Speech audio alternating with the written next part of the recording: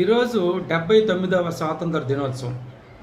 అంటే మన దేశానికి స్వాతంత్రం వచ్చి 78 ఏళ్ళు గడిచి 79లోకి అడుగుపెట్టాం.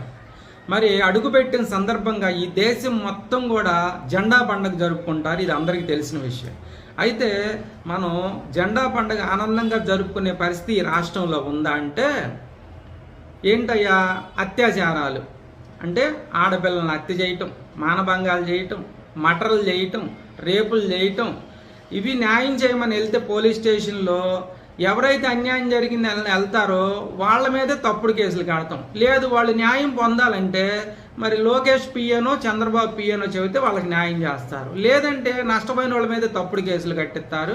అలాగే మున్సిపల్ ఆఫీస్కి వెళ్తే లంచం, ఎంఆర్ ఆఫీస్కి వెళ్తే లంచం, డెత్ సర్టిఫికేట్కి వెళ్తే లంచం, బర్త్ సర్టిఫికేట్కి వెళ్తే లంచం, వృద్ధాప్య పెన్షన్కి వెళ్తే లంచం. మరి ఇందుకు జరుపుకోవాలా ఈ స్వాతంత్ర దినోత్సవం?